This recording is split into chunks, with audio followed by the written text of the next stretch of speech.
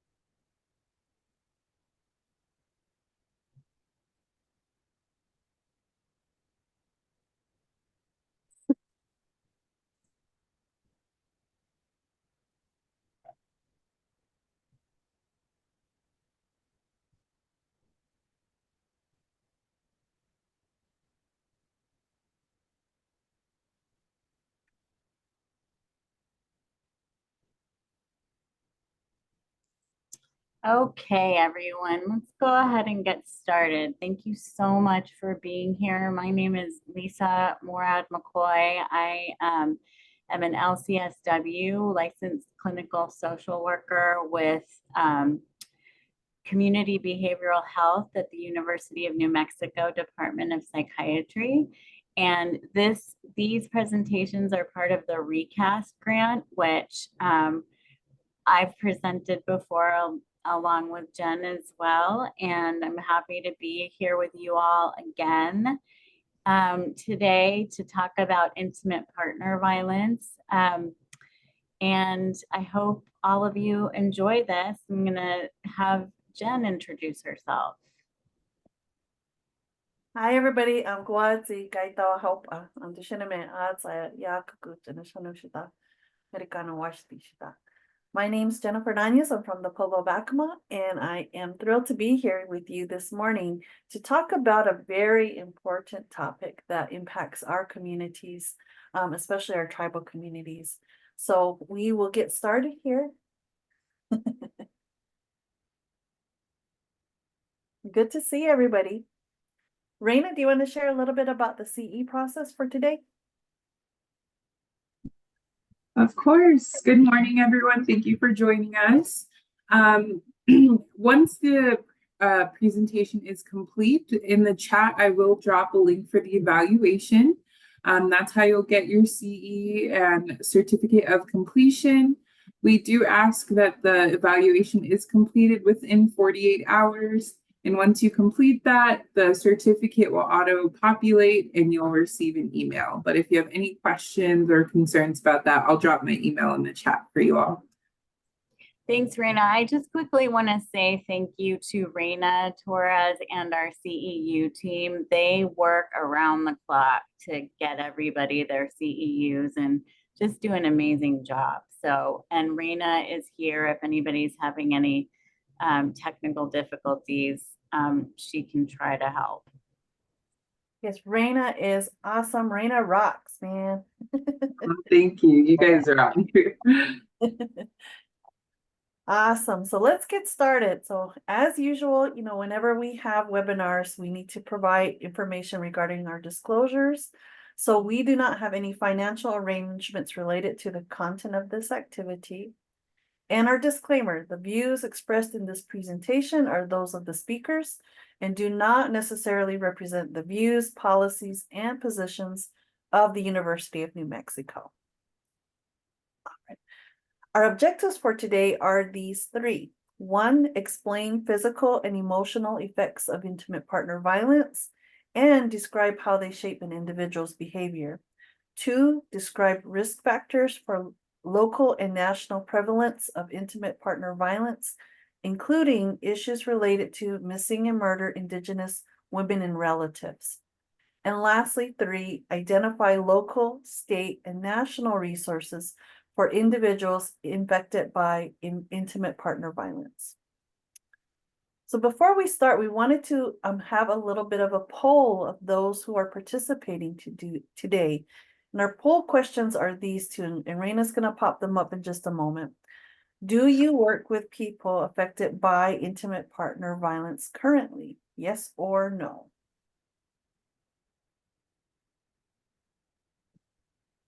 I know we have a small group today, and that's okay. But we're seeing a pretty even distribution between yeses and nos. Oh, more yeses than nos. Awesome. And our second question is this. Have you ever worked with people affected by intimate partner violence? That's our second question.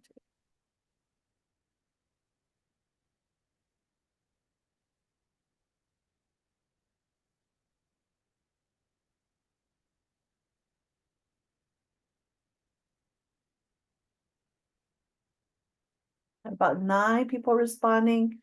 Take a second or two more for folks to chime in.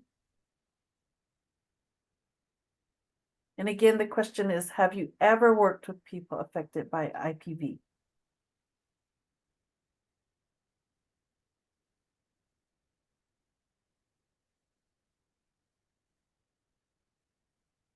Awesome. So a little bit of the same. We still see more yeses than nos. So again, unfortunately, fairly common that we see when we're working within our populations. And I think we can end our poll here. Thank you, Raina. So much. Thank you so much for that. So this is an issue, again, that affects many within our communities. And unfortunately, we know that the rates of intimate partner violence can be fairly high. But we first wanted to talk a little bit about what are the effects of intimate partner violence. And we're going to go through, of course, our whole system, because whenever we talk about how we are impacted by a trauma, we know it impacts all parts of our being, our physical body, our social and emotional body, our cognitive body, our spiritual body, of course. And so all of these things can have impact from a trauma like intimate partner violence. For the physical impacts, we know that the physical issues that are related to this can include those injuries that are associated with violent behaviors, bruises, cuts, broken bones, or other injuries. And over time, these can contribute, of course, to chronic health problems, headache, gastrointestinal disorders, sleep disturbances, and long-term stress, because we know that stress as well from that trauma can create chronic health issues. We can also see that there are sexual health related issues, including sexually transmitted diseases that can be passed on, unintended pregnancies or unexpected pregnancies. And of course, we think about coping mechanisms such as substance use. Many often turn to alcohol, drugs, or other substances to cope with the negative impacts of, again, intimate partner violence. Next slide. The emotional effects too are also present, and in many cases we see mental health disorders that can develop as part of being subjected to intimate partner violence, and that can include depression, anxiety, post-traumatic stress disorder, suicidal ideation, and even self-harm behaviors.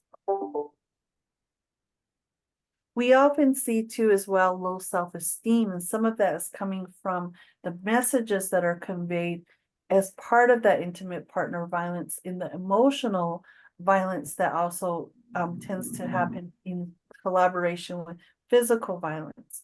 So damage to the self-worth and confidence, feeling worthless and hopeless, shame or self-blame.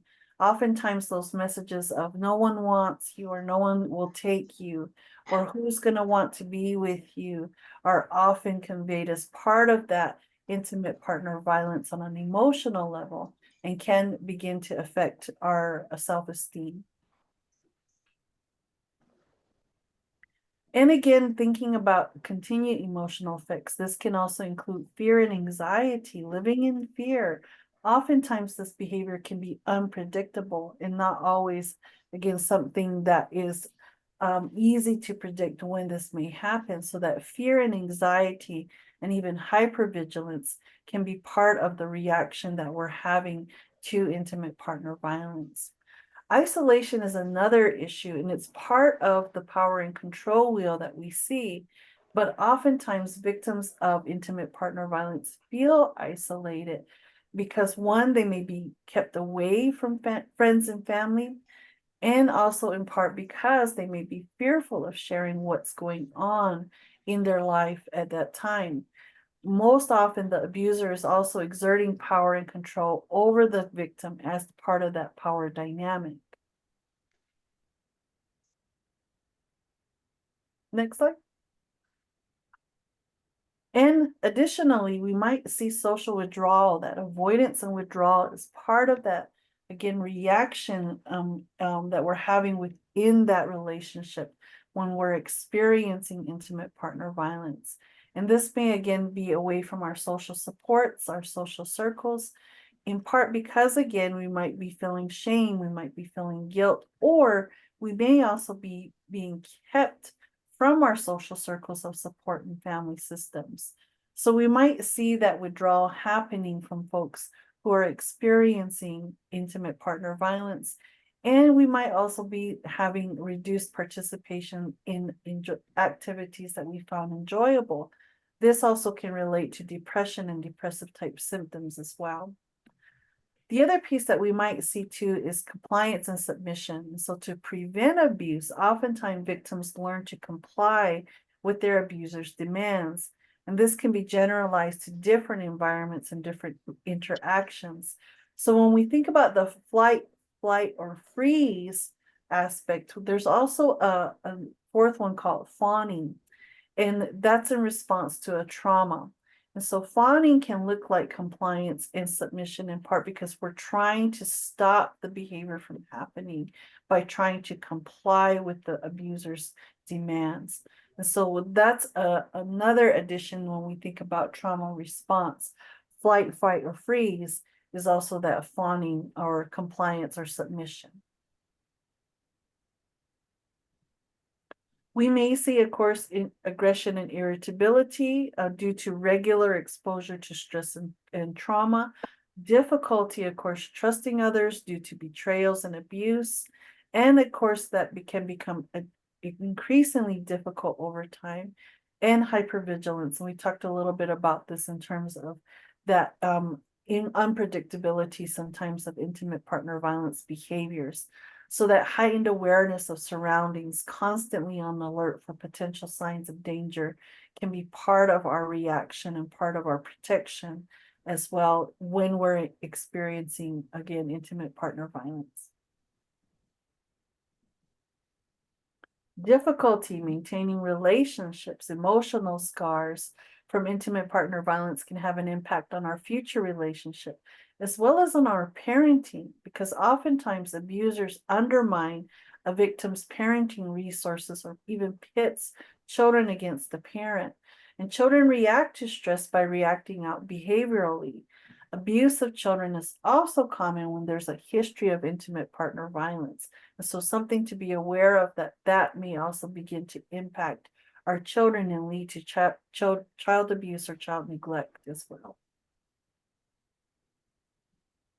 Some long-term consequences that can come about to include economic instability.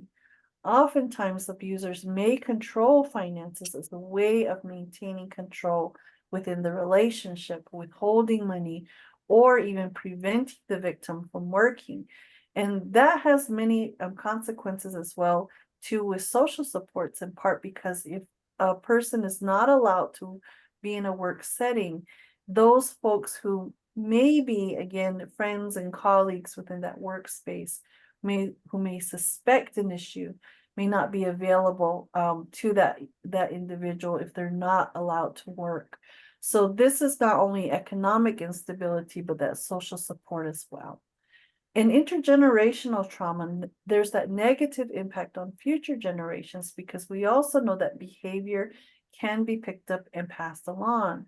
So if IPV is not addressed, negative relationship patterns can continue throughout future generations, meaning that if our children are witnessing these relationships that are formed around intimate partner violence, they may feel that this is normal behavior. and as they age and grow older and enter into their own relationships, may have the same types of behaviors exhibited within their relationship as well. So what are the dynamics of IPV? First, there's the cycle of violence, power and control, and why victims have difficulty leaving domestically violent relationships. And I'm going to turn this over to Lisa to talk a little bit about this. Okay, so thank you, Jen. So we're going to talk about these things, and starting with the cycle of violence. And it's, when I was looking at the poll, there is actually a lot of experience in this room, and some of you have come in a little later, may have missed the poll, but we just did a poll about who works with people who've been affected by IPV. And the answer usually to that question, if you work in the behavioral health field, is a lot, right? This is unfortunately a very common dynamic. So there's the cycle of violence, and I'm gonna kind of assume that a lot of you have heard about these. So I don't want to, I know this is probably a beginner PowerPoint for you, but I'm gonna try to make it a little bit more nuanced as we move forward. So we're gonna talk about the cycle of violence, power and control, and why victims have difficulty leaving relationships, because that's often a question that so many people have. So we're gonna start, and you know what? I think I'm gonna have to stop my share because I didn't share my sound, but we're gonna start with this video. Hold on just a sec. I need to put a sticky on my computer that says share sound. All right, there we go.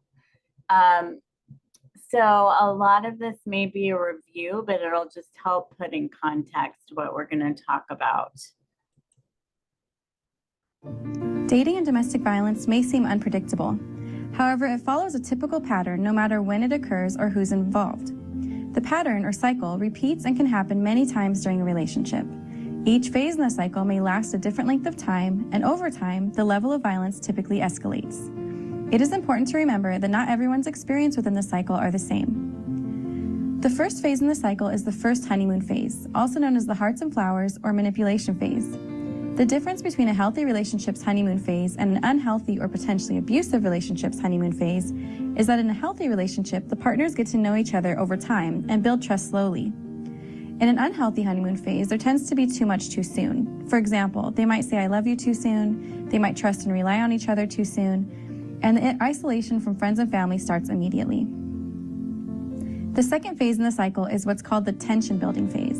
In this phase, the abusive partner appears on edge and tense, causing the target to feel like they're walking on eggshells.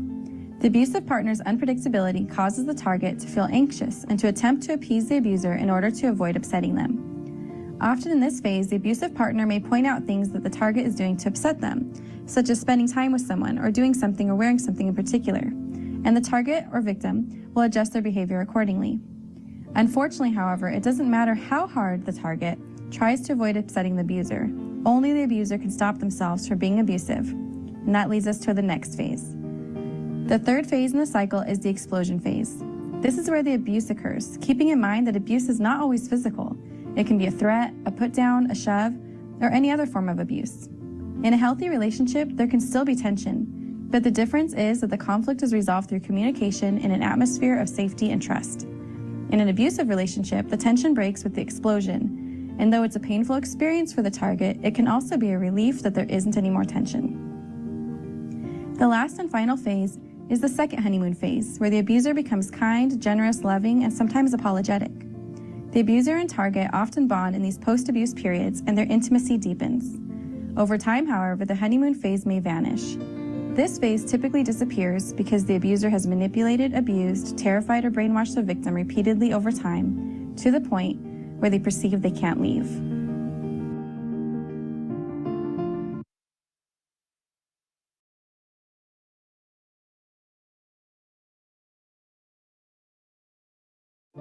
Dating and domestic violence may seem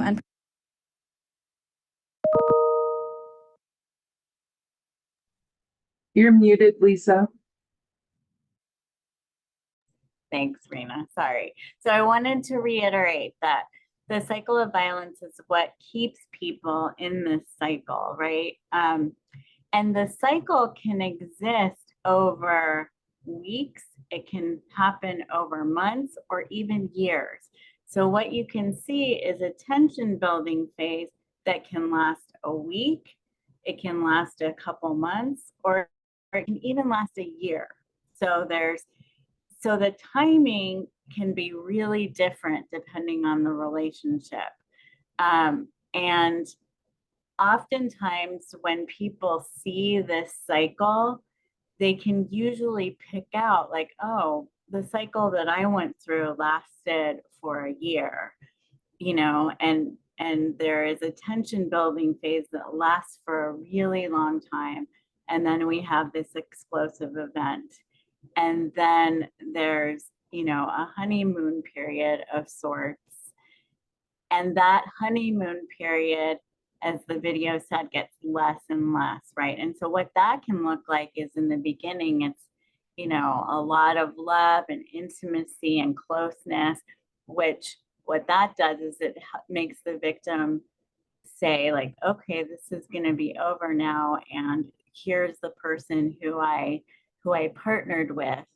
And then over time, the honeymoon period gets less and less and sort of less intimacy because the pattern has just happened so many times that the victim becomes, kind of immune to it.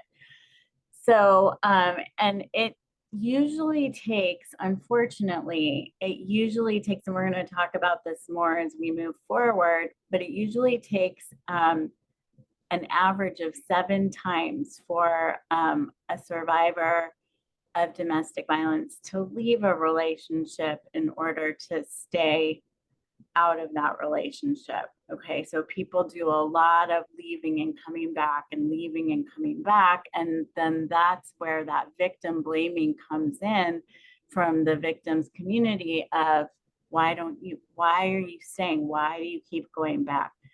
And I'm going to use the words victim and survivor interchangeably because when I think people identify as both, when they're in this situation at different times. So I'm just going to use them interchangeably. So let's talk about power and control. So when we talk about and probably many of you are familiar with the power and control wheel. And we'll talk about that in a minute. But these are the elements of the power and control wheel on this list. So coercion and threats, intimidation, emotional abuse, isolation, minimizing, denying, and blaming, using kids to, and it comes into play, especially when the victim and abuser separate and there's children involved. They will abuse, the abuser will use the children to abuse the victim by saying, I'm not going to let you see the kids. I'm going to withhold the kids from you. I'm going to tell the kids that you're an awful person, things like that. Economic abuse, what Jen was talking about in the slide before, withholding finances, not allowing somebody to work, and using gender privilege. Okay, so if there is an element of gender privilege, whatever that is, that comes into the relationship. So I'm being very gender neutral. We're being very gender neutral in this presentation because, there are all types of partnerships and all types of relationships between different gendered people. So that's why I'm trying to be as gender neutral as possible and not assuming, like in the past that the abuser is male, identifies as male, and the victim is female. Okay, so, and one thing that I have always not loved about the regular power and control wheel is that it assumes that the victim is a woman and the abuser is a man. And so I found this gender inclusive power and control wheel from the University of North Carolina. And I will, once we're done with the presentation, I have a list of some of the links here, and I'll put them in the chat for you. And then when I send, if people want a copy of the slides, we can send that to you as well. So anyway, here's the power and control wheel, and it's a gender neutral. And you can see, I'm not going to read through all of this, but all of the different pieces of each of the topics. And I have to sort of highlight isolation, right? Because isolation perpetuates abuse. So what tends to happen is the abuser stops allowing the victim to be around their friends or family. And they do it in very kind of manipulative ways. It may not be right away, like you have to stop going to see your family. It's not that cut and dry. They'll plan something, say when the victim has a plan with a friend or a family, the abuser will plan something saying, well, I really need you to do this with me, and I need you to cancel your plans. So it can start very small, and then it gets bigger and bigger and more obvious. And that's done on purpose, because it would be really rare for someone to stay with someone if the abuse was just, I mean, that does happen, but if somebody is just overpowering with isolation and constant abuse, it's going to be difficult for somebody to stay in that. And so the abuse and the manipulation starts slowly and small and tends to get bigger and bigger over time. It's almost like a grooming experience. Okay. And so that's really important, because victims tend to minimize. It's like, oh, that wasn't that bad. He just wanted me to go, or she just wanted me to go to this thing because of XYZ. And it really wasn't that bad. That becomes easier and easier for the victim to do. And then it becomes easier and easier for the abuser to control and exert power. So expansion of the power and control model. So the power and control wheel and the power and control model was created in Duluth, Minnesota, the Duluth model of domestic violence counseling and orientation. And they worked with abusers and victims. And it's a great model. It was a really powerful model for its time. And there's still curriculums out there that are based on the Duluth model. The weakness that I see is that it's not gender neutral, like I talked about before. So there is a website. This website has an expansion of the power and control model where you see different forms of abuse. So abuse later in life. So abuse of seniors, abuse of children. And what does that look like? There's a deaf power and control wheel. There's one for other disabilities as well. There's also an LGBTQIA plus power and control wheel. So I have this link here. Again, I'm going to put the links that I have in the chat after I stop presenting. Okay, so this is a big question that people have. Why don't victims leave? And we hear that, and even I think in behavioral health agencies, I think that if we're not careful, we can even perpetuate this idea in small ways, because it's a very difficult population to work with. This is a very hard population in terms of vicarious trauma. We as helping professionals do not want to see people be harmed. And so We want to empower the person who's being abused. Well, why can't you leave? Like there's this kind of underlying, even if we don't say those words, there might be this underlying push of trying to get somebody out of harm's way. I mean, that's our job, right? As helping professionals. And so I think we really have to, and I've had to do this too. I worked in a domestic violence shelter for several years. And I really had to learn to really understand that the most dangerous time of a victim's life is when they are attempting to leave or they do leave. That is when most harmful abuse and murder occurs, is when a victim is attempting to leave or tries to leave. And so that has to be, it has to be something that the victim is absolutely ready for.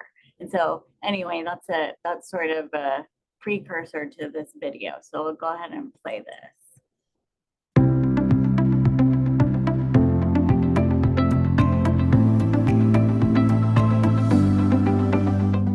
One question that we often receive is, why don't victims just leave? Beneath this question is the assumption that we're different from victims, that if we found ourselves in the same situation, we would be strong enough to walk away.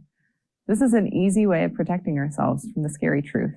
Any of us can find ourselves stuck in an abusive relationship. The question shows we don't fully understand the difficulty and the danger victims face when leaving an abusive relationship. One huge barrier many victims encounter is the fear of starting over. Leaving an abusive relationship could mean walking away from a life they've spent years building, finding a new place to live, a new job, a new community to support them. They might also fear that their family, friends, and acquaintances won't believe their story of abuse, leaving them stranded without support. Abusers can be very charismatic and are often careful to hide their abuse from others. For victims, breaking through the facade of perfection and telling the truth about the relationship can be terrifying. Add to this the practical barriers to leaving. Many abusers prevent their victims from having a job or tightly control the family finances. This can make it almost impossible for victims to find safe housing unless they can access an emergency shelter or maybe stay with a friend. Finding safe shelter is particularly hard when children are involved. A friend or an acquaintance might have room in their house for an individual victim, but finding space for a large family is often much more difficult. Victims might also fear that they're not going to obtain custody if they decide to leave, or they might be afraid that their abuser will hurt or kill the kids in their absence. It's important to remember that abuse often occurs in a cycle.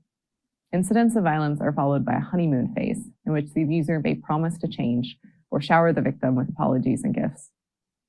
The victim often still loves and cares for their abusive partner, and in the honeymoon phase, it's easy to believe that this time it's really going to be different. Deciding to walk away requires victims to acknowledge that things are not getting better. Abusers will go to extremes to prevent their victims from leaving. In fact, leaving an abuser is the most dangerous time for a victim of domestic violence. From 1980 to 2008, 1 in 5 murder victims were killed by an intimate partner. In interviews with men who have killed their wives, one study found that either threats of separation or actual separations most often preceded the murder. The victim knows their abuser best, and they know how far they will go to make sure they can maintain their power and control.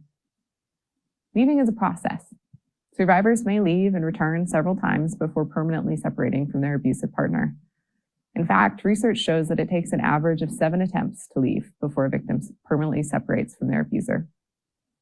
Survivors are the expert on their situation, and only they can decide whether they're ready to walk away. Respecting survivors of domestic violence requires us to understand the enormous barriers that they face when trying to escape a violent situation. We are here to support and empower survivors as they make their own decisions about their relationship, safety, and future.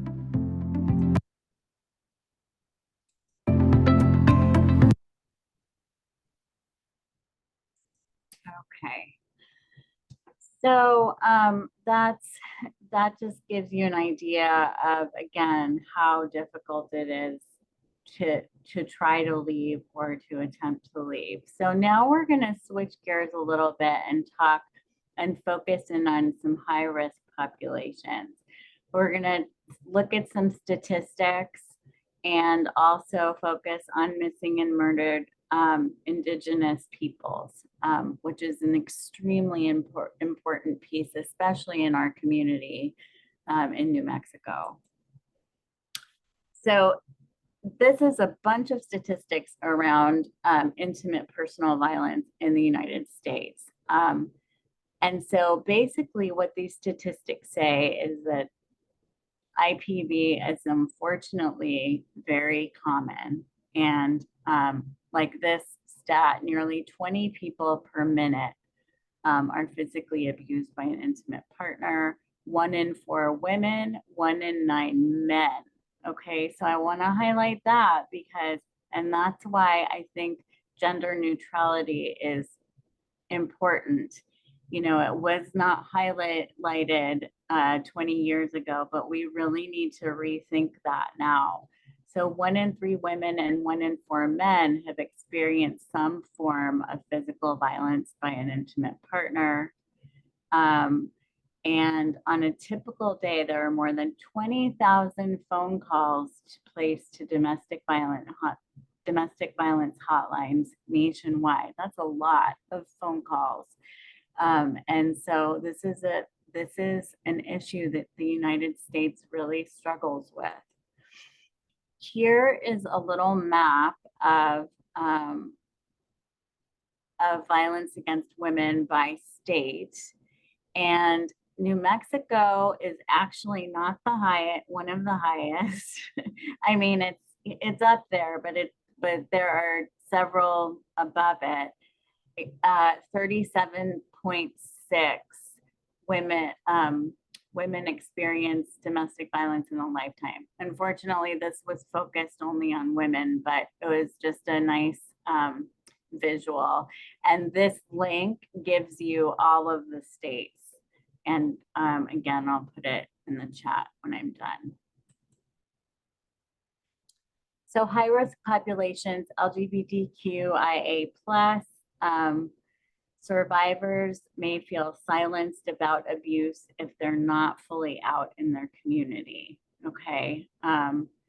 And it's, you know, it's like secret upon secret and feeling really oppressed and repressed by those secrets. It makes it really difficult for LGBTQ people to come out with domestic violence and get the help that they need.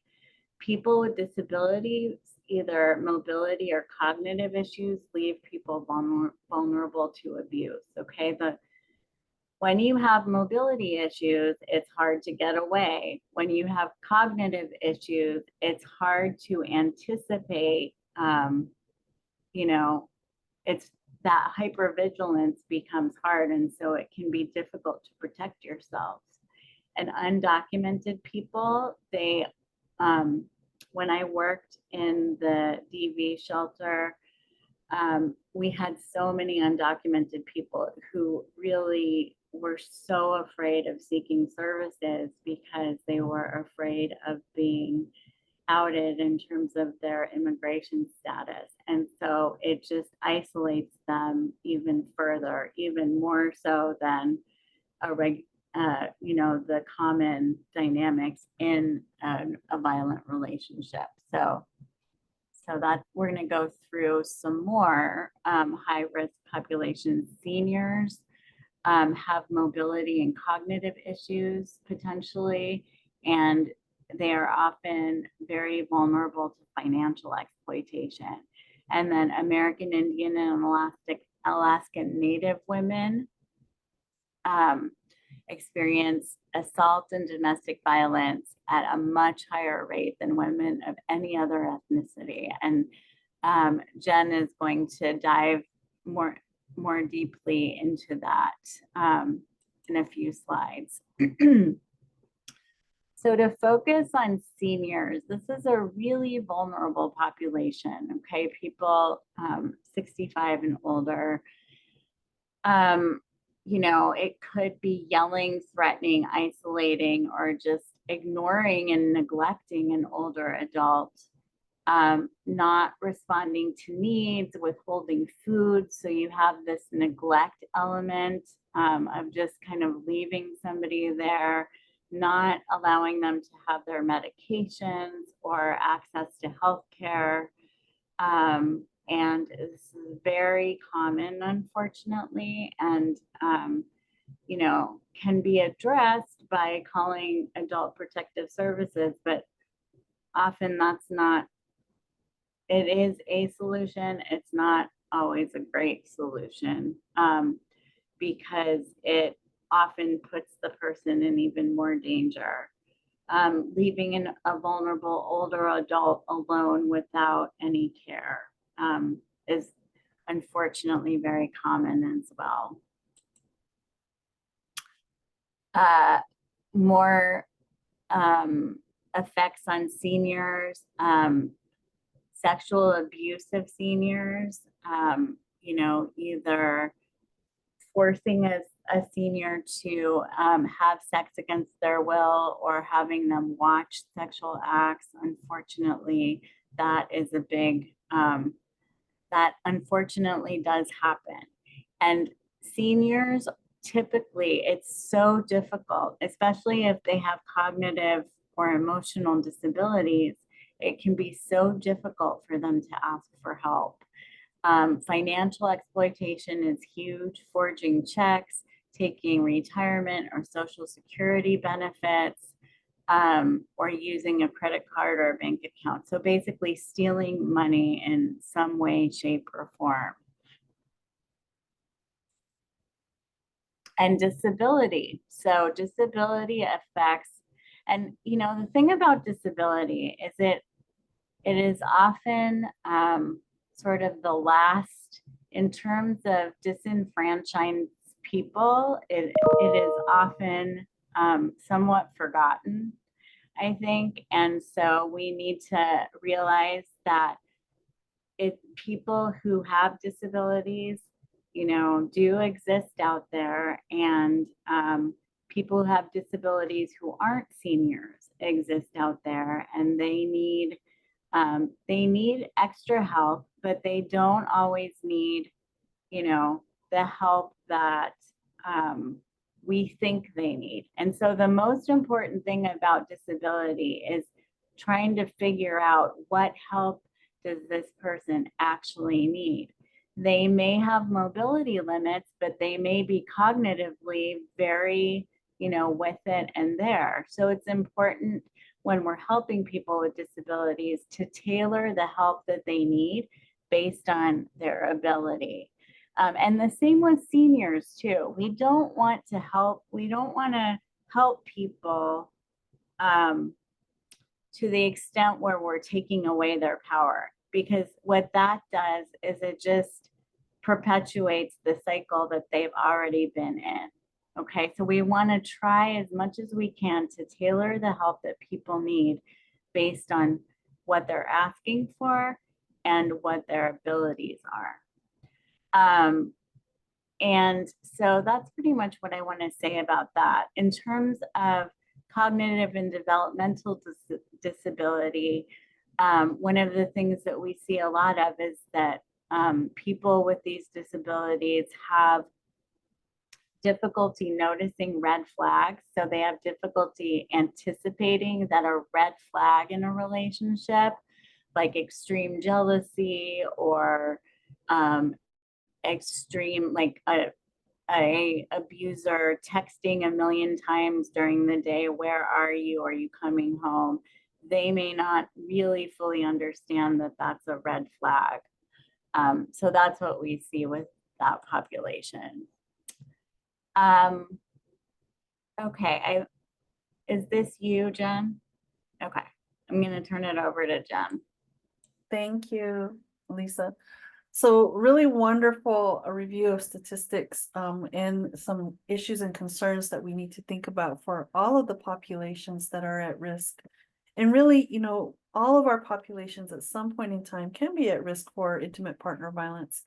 But for our American Indian and Alaska Native population, unfortunately, we're disproportionately affected by this particular issue. over 84% of Native women experience violence across their lifetime. And so the rate actually equals out to every 1 in 3 American Indian women will have experienced intimate partner violence in their lifetime. And when we think about this issue of missing and murdered Indigenous women, we know that even the murder rates for our population are incredibly high. On some reservations in the US, the murder rate of our Native women in particular is 10 times higher than the rest of the nation. And so again, our population tends to be disproportionately impacted by intimate partner violence and violence in period across our communities. Next slide. So when we think about this overall, again, we see that it is common amongst our whole population, unfortunately, both males and females. As Lisa noted, being gender neutral is very important because we see this happening not only in our female population, but in our male population as well. In fact, 51% of American Indian and Alaska Native men also experience intimate partner violence during their lifetime.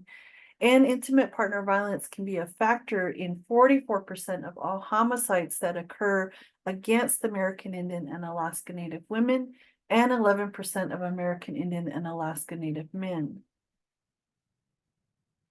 So what is the Missing and Murdered Indigenous Peoples movement? Well, it's in part because it grew out of missing and murdered Indigenous women and girls to encompass all Indigenous people identified as missing or who have lost their lives to violence caused by another person. Recently, I was doing a talk for New Mexico State University in a class in health equity there. And this particular question came up around what is missing and murdered Indigenous women, or what is missing and murdered Indigenous peoples in the movement, as folks in that local area were seeing billboards and information being shared, numbers to call in case they suspected any issues. And at that point in time, we talked a little bit about how most folks across the US are familiar with stories like Gabby Petito, who gained national attention when she went missing. And there was national searches and information shared regarding her disappearance, and of course, stories regarding her later discovery as being murdered by her partner. But when we asked the group about folks like Savannah Graywind, who was again murdered in her community by a non-Native couple, if anyone was familiar with that particular story, originally she was considered a missing person until she was located and discovered again murdered, unfortunately. There was no knowledge or information shared regarding that. And so her case in particular is one that helped to kind of launch this particular movement across the United States, because we see that oftentimes the response to our populations who either go missing or are found to be murdered often receive very little attention. And not only in that national attention, but even local attention to those needs, and again, even investigation by our law enforcement. There are multiple issues that contribute to that, including jurisdiction issues across communities from tribal, federal, state, or county law enforcement that come into play.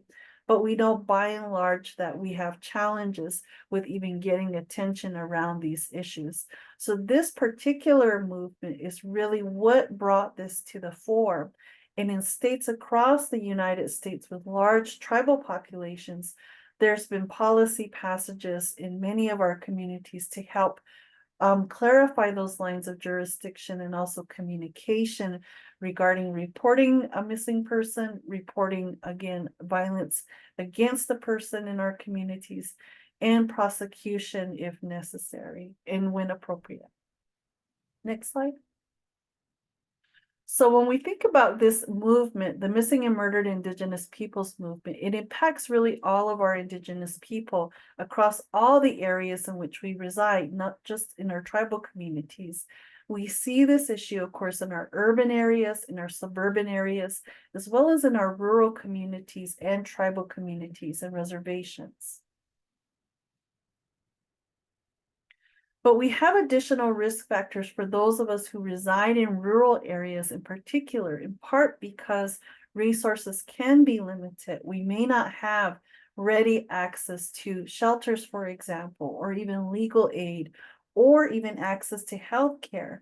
In a little bit, we're going to be talking about SANE nurses and those response capabilities within our healthcare systems. And oftentimes we do not have that capability within our local tribal healthcare centers. Geographic location is another huge issue. And when we talk about isolation, that can add to that in part because we have isolated communities. And in our more rural communities, even that separation from household to household may be very far. Lack of transportation is another key piece that we often come up against. And again, when we talked about power and control, transportation can also be that one area that can be exploited by an abuser. Again, restricting an individual from transportation. Lack of broadband services, of course, and finding available resources and even having the chance to investigate and search for resources can be an issue when we don't have broadband access. And in a previous webinar that we just talked about, this is a challenge regarding elder abuse. We know that for our tribal communities in particular, up to 34% of our tribal communities as of 2020 did not have high-speed broadband access, and over 16% of our homes lacked a computer. So for the ability to be able to search out resources or even find available support online can also be challenging. Additionally, we have shortages in our own law enforcement systems and court systems to, again, pursue these cases in our tribal communities in particular, and more so in our rural communities as well. So that shortage can also, again, put folks at risk when there's the lack of response. As an example, I'll share way back in the time frame I was working within my community. For a brief time, we only had a total of 4 law enforcement officers for our whole community. And so again, folks who may have been working on response and then maybe having, again, something such as this occurring, domestic violence or intimate partner violence, oftentimes may have gone without support, part because our law enforcement may have been tied up on other calls, for example. So this can be, again, very challenging within our community overall. Next slide. So of all the recommendations that are out there, we need to examine legislative action, policy changes, and data sharing and coordination as part of the need to develop culturally safe services for our missing and murdered Indigenous victims, survivors, and their families. And so culturally safe responses are those that incorporate our own Indigenous knowledge and healing practices. But what's challenging is the systems that provide a lot of our care around, again, trauma and trauma response, and even response to intimate partner violence and domestic violence are often based in Western models and do not necessarily always adequately address our needs as Indigenous people. And so that lack of cultural knowledge and availability of culturally competent counseling programs and persons often impact our ability to engage in healing care systems. And so this is why we need to examine how we can improve our overall workforce within these areas to include more Indigenous social workers, counselors, domestic violence, support folks, certified peer support workers that can be working within our communities. So this is something that we need to examine as part of our action and in moving forward to heal. So how do we help victims, though, of intimate partner violence? We're going to talk a little bit about prevention here in a moment. And for our professionals, our folks who are providers within our group here today, also screening practices for intimate partner violence and taking a look at national and local resources for our victims of intimate partner and survivors of intimate partner violence. Let's first touch on warning signs, especially around future intimate partner violence. We might see some of those warning signs pop up is extreme jealousy in a relationship, possessiveness, you belong to me, you can only be with me, you can't talk to anybody else. Those restrictions that we may start seeing, unpredictability or a bad temper with low insight or accountability.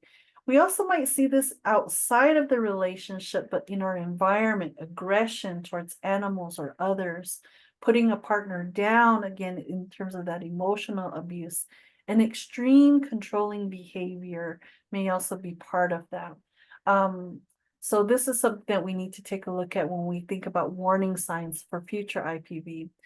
Also, antiquated beliefs about gender roles. Again, this is a huge issue that we need to consider and oftentimes are used to create that power and control piece. Pressuring partner to have sex or sabotage of birth control methods or refusal to honor to agreed upon methods of birth control. And oftentimes we might see blaming a partner for anything bad that happens. This is all your fault. This is because of who you are or what you did or didn't do. And so you might see that type of blaming behavior happen within a relationship. Sabotaging a partner's ability to work or attend school or attend to, basic needs may also be part of the warning sign that we need to be aware of, and controlling finances. Again, we might see, frequently accusing partner of flirting or having an affair. Again, projecting some of that potential, what they might see as an excuse for intimate partner violence to occur, because they may assume that a person is, cheating or flirting or having an affair. Even controlling what a partner wears can be part of that sign of future intimate partner violence or active intimate partner violence. Demeaning their partner, humiliating their partner, or being excessively clingy, showing up unannounced at a partner's workplace or in their family homes, social sites, any of that can be, again, a warning sign for us to consider. So what can we do? These are often called red flags, these warning signs that we're talking about, and how we can begin to educate others, especially young people, is an important piece of prevention. One of the others too that we can talk about is love bombing. One sign that we forgot to mention earlier. Also gaslighting is another one that we see often as part of that power and control wheel. And when we think about those young people in particular who need that education around what healthy relationships look like, what they feel like, and what do negative relationships and these potential red flags for intimate partner violence look like, are incredibly important. So it's common for people who witness IPV as children to find themselves in abusive relationships. This is why that education piece is so important. And this is a byproduct of that complex trauma and should not be a source of shame. But again, it's helpful to help educate our young people around what do healthy relationships look like and what can we look for in terms of warning signs and red flags. The other piece is simply listening without judgment to folks who may be experiencing intimate partner violence, and giving them resources to help disrupt that cycle of violence. Oftentimes, for many of us, we end up in these relationships without knowing. And again, part of that power and control wheel is even that kind of easing into these relationships. And we often find ourselves deep in them before we realize it.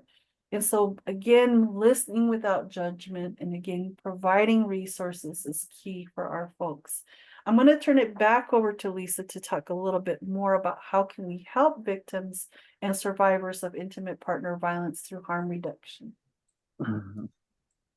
Okay, thanks, John. So And yeah, and one thing I want to say about those red flags, the reason why they are red flag is because what Jen just said, they happen slowly. And because if we went out on a date with somebody, I'm just going to get kind of real here for a second.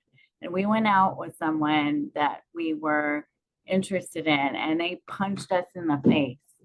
Nobody, I mean, there might be someone out there who might stay.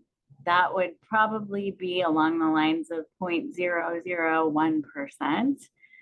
Most of us would run away, get away, right? So that it's like, I mean, this is kind of a crude example, but it's like the frog in boiling water, right? You know, if you put him in the boiling water right away, he's gonna jump out. If you put him in and then let the water heat up, then they're gonna just stay and terrible things happen, right? So this is not the greatest example, but I'm trying to illustrate it happens slowly.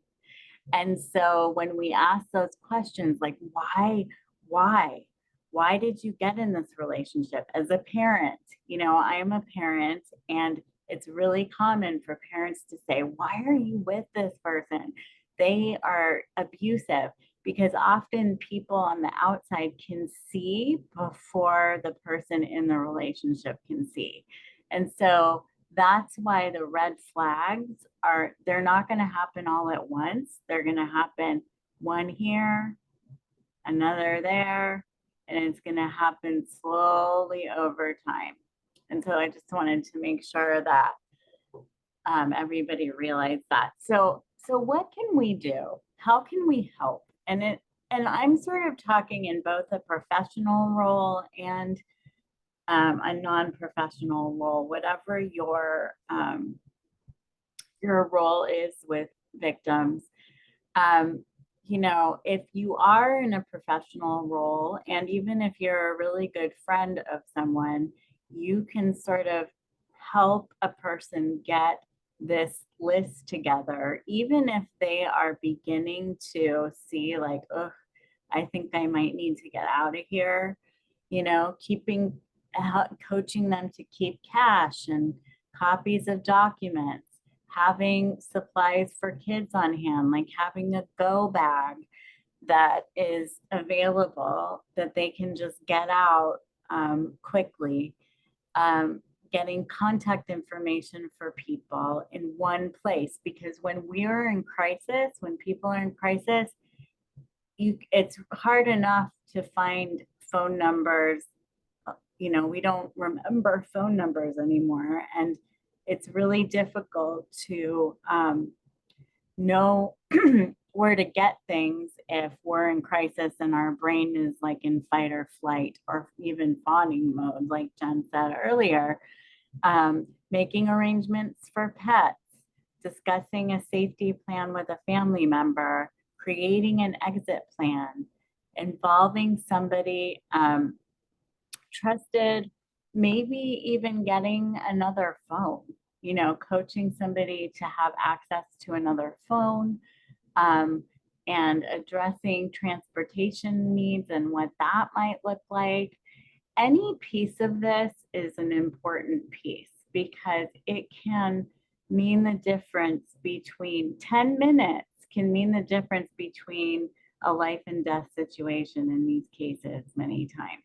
And so, but the caveat around all of this is that the victim has to be ready. The survivor has to be ready to start doing this.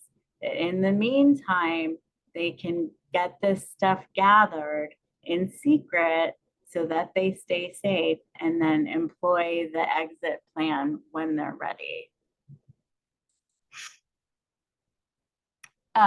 So let's talk a little bit about what people can expect when there's what people have a right to, especially when there's been intimate partner violence. Okay, intimate partner violence, often victims and survivors need medical care. Okay, and just because there aren't physical injuries that you can see on somebody's body doesn't necessarily mean that they don't need specialized medical care.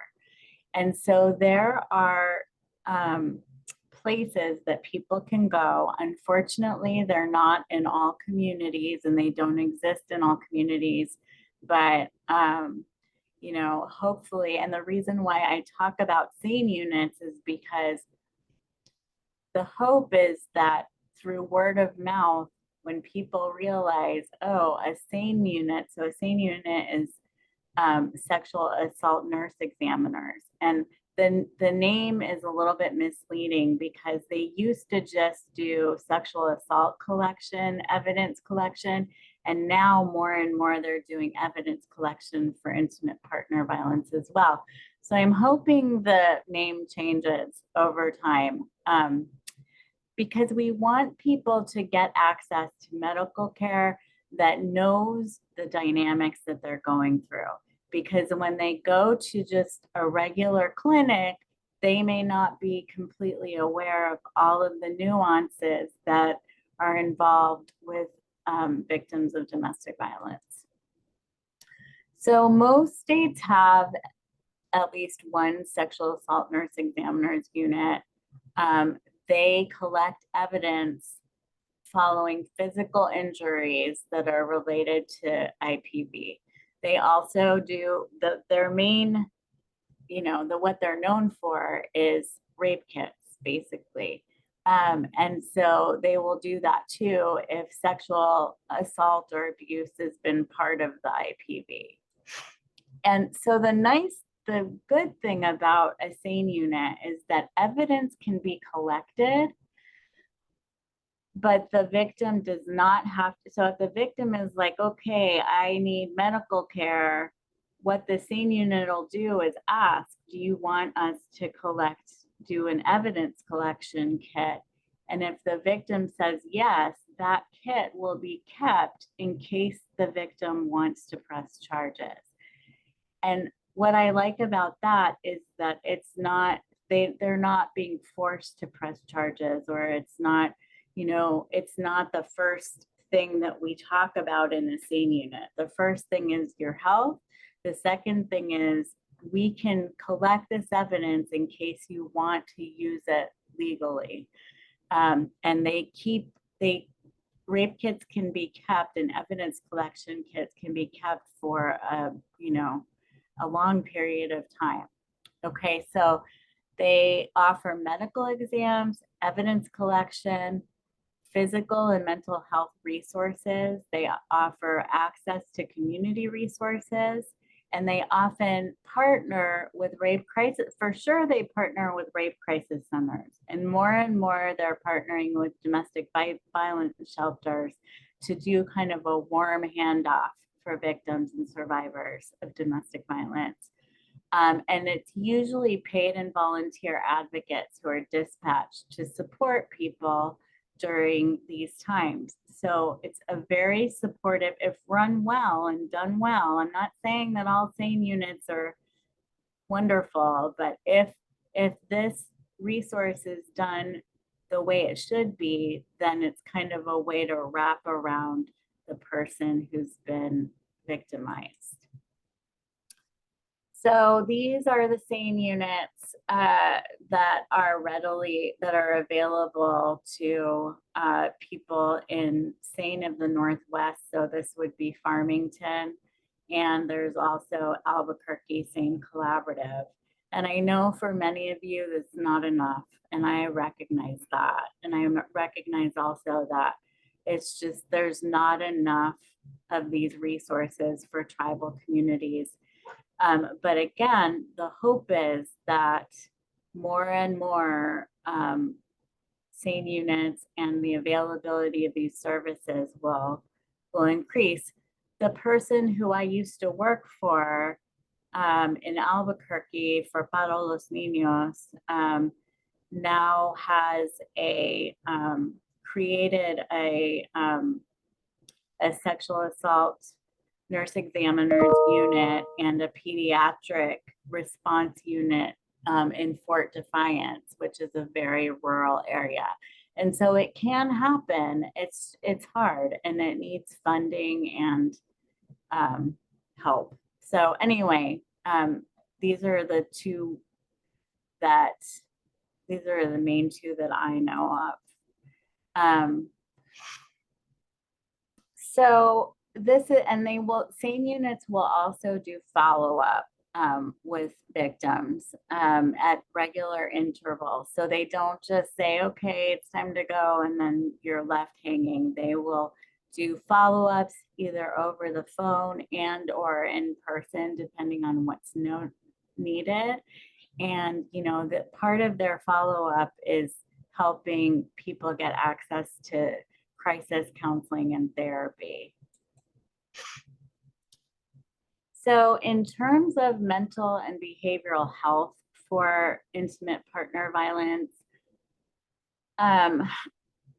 people who get help do better. That's basically what this slide says, okay? After 16 weeks of client-centered advocacy, women experience less, and this is, it should be gender neutral, but this is from a quote. So women experience less abuse from their former partner at immediate follow-up than control group. Victim-centered services, domestic violence shelters, outreach programs, offer legal, medical, housing, employment, childcare, and we do have those services in New Mexico. Again, not enough, but they are there. And every victim has a right to these services. I have to say a word about group therapy. I ran a lot of groups for victims and perpetrators of domestic violence. And I have to say, individual therapy is really great, but group therapy is the tried and true intervention method for victims of IPV and perpetrators, because what happens is victims see others who are going through similar experiences and they feel less shame and self-blame, which is a sort of a lifeline to pick them up out of their abusive relationship to say, okay, maybe this isn't my fault. Maybe this is something that is an actual cycle that other people go through as well. And for perpetrators is to teach anger management and skills, and to have their peers, offer some pushback around behavior, all while being facilitated by a professional. So, so group therapy is really helpful.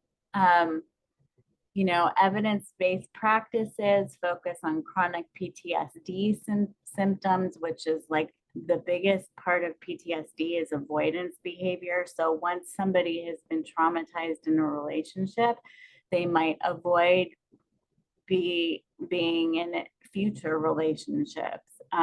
They might be very withdrawn. They might not want to come out of their house or experience agoraphobia. And so that's what a lot of evidence-based practices focus on. So one of them is trauma-informed cognitive behavioral therapy, so TFCBT. That should be trauma-focused cognitive behavioral therapy, as well as person-centered approaches are effective individual treatment.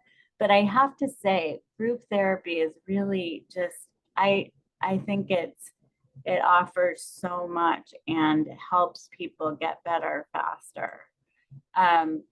So here are some national resources. Also, I'm going to send the PDF of these slides to Raina, and she can distribute them if you want them, because I do have a lot of numbers in here. The National Domestic Violence Hotline, RAIN. So RAIN is the Rape, Abuse, and Incest National Network. This is, more specifically for sexual assault, but what we know is that sexual assault and IPV often go hand in hand, unfortunately. So there's those resources. Here's some local and statewide resources. New Mexico Legal Aid, Battered Family Services in Gallup. Here are all the services that they offer. And the New Mexico Crime Victims Reparation Commission. So many of you may already know what CVRC does, but the nice thing about CVRC is if somebody has been a victim of a crime enumerated in New Mexico, they can get financial compensation and financial reparation based on the crime that they've been committed and that they've been a victim of. And CVRC can help with that. And it's basically just filling out a form, and then somebody helps, a case manager helps you get those reparations. And then any advocate can help people fill out those forms. The New Mexico Coalition Against Domestic Violence is a wonderful resource for, has all kinds of DV resources, and also the New Mexico Coalition of Sexual Assault Programs as well. And you can call these resources or look at their websites. For American Indian and Alaskan Natives, IHS has resources, and First Nations has a sex trafficking services, which can be very helpful. And again, sex trafficking is unfortunately very often related to domestic violence, sexual assault. So a lot of these services sort of bleed into each other. Okay, so what I'd like to do now is do some resource sharing. Because I do not, we're in Albuquerque, and I know that there are gems out there and resources in New Mexico. And so I'd love to hear from you, or you can just put stuff in the chat if you want to. This is also a good time for any questions or comments, or anything that you want to share around this topic. So I'm going to stop my share so we can chat. Thank you, Lisa. I just wanted to share really quickly with the group. I put it in the chat as well that the Strong Hearts Native Helpline is also another wonderful resource for members within our tribal communities and urban Native communities. And there's a phone number 1-844-7-NATIVE. That is that particular hotline, and they can link to resources across the states for our tribal relatives. Great, Jen, thank you so much. And I'm gonna put all these links in the chat right now. This isn't all of them, but it's several of them. And if you are interested in the PowerPoint, the PDF of the PowerPoint, I can share it with Raina.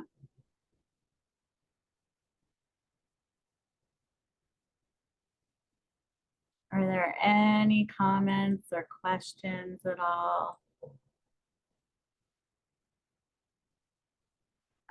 So Harelda, I work at, I'm not sure what the acronym is, and we provide services in San Juan County and McKinley County. Do you want to say something, Harelda? Sure. Yeah. Well, I seen it on your slide. So I'm one of the therapists there at Sexual Assault Services of Northwest Mexico. And we provide services San Juan and McKinley County, but across the Navajo Nation too, between both Gallup and Farmington, essentially. And then, even towards like Jicarilla, Dulce, the northwest part of New Mexico. And even sometimes we do connect with Durango because they have a Say-So program up there with Ignacio, and then there's towards Cortez. So we just try to connect and resource with all of the communities that we can in our area, and dealing with American Indians, and kind of just respecting, you know, what their needs are at the moment also, and then various populations also. So yep. That's wonderful. Thank you so much Mhm. for sharing that. Mhm. Yeah, and it's just so important. The acronym, I wasn't sure what I didn't realize that was the acronym, but yes, it's such a wonderful resource.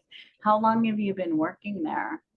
I've been there since 2021. Before that, I was working at Child Haven, which is from 0 to 17. This population age group with SANE is 13, and however, you know, the age limit can be. So it's just you know, more teens and adults. Yeah. That's wonderful. Mm-hmm. Wonderful work. They're lucky to have you. Your community is lucky to have you. Yeah, we're really glad to be able to provide services. And I mean, we do have an ongoing waiting list, but we just try to get through, you know, as much as we can to support people when we can. Yeah. Thank you so much for sharing. Mhm. Yes, thank you, Geralda. Thank you so much. It's nice to meet you too. Yeah, you too. Definitely to have you in our resource. Yeah.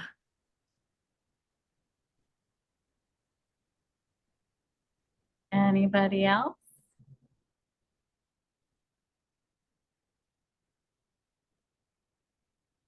And if anybody has any questions or any comments about the presentation, that's okay too.